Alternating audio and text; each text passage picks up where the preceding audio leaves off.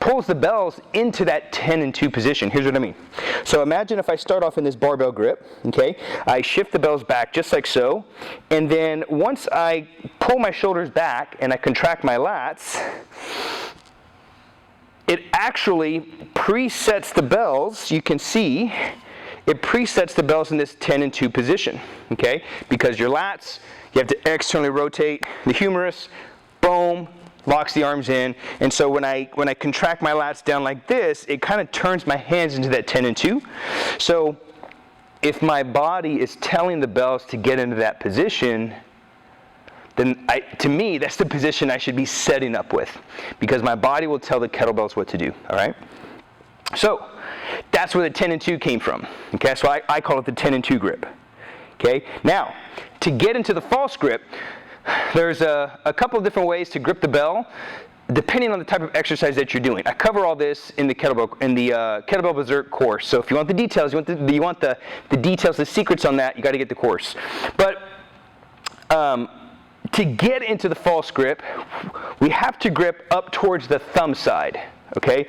So you got down the center, then you got pinky side, and then you have thumb side, okay?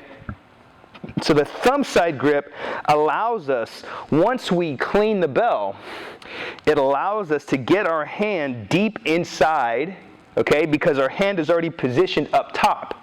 So it allows us, as we actively put our hand inside the bell during the middle of the clean, it actually allows us to get into this deep position, okay? So I'm going to do a clean by gripping to that thumb side with one bell, and then I'll show you with two, okay? So thumb side grip, okay? Lean the bell back, hike, and it allows me to get my hand nice and deep inside the bell, okay? Rest diagonally across my palm, rack position, hand below my chin, and I'm ready to rock and roll, okay? I'll do the other side. Thumb side grip. So now, once I clean and I insert my hand, it should go right into that deep false grip position. See? Diagonal, rack position, hand below my chin. I'm now ready to launch the bells overhead. Okay, so gripping up high on the thumb side, that's what we want, all right? So now I'm going to do both bells, and I'm going to go through that little drill. So as I started to go through this, and again, I was literally recording and building out the course, and as I started running through like the checklist of, okay, make sure you get into this, make sure this is right, and then it just kind of came out. 10 and 2, thumb side grip, let it rip, all right? So as I set up, 1 foot behind the bells, okay? Bells are in the 10 and 2 position, so 10 and 2, thumb side grip, lean the bells back, and now hike back, let it rip. And now you're in this deep false grip position, fingers are tucked, that way you don't blow your fingers up, and then you're ready to do your jerks, okay? So let's do that one more time. 10 and 2. Thumb side grip, let it rip. 10 and 2, thumb side grip, let it rip. Boom. Back position, okay? Ready, fingers are tucked, protect from getting blown up, and I'm ready to rock, okay? There you have it. 10 and 2, thumb side grip, let it rip. Give this a try.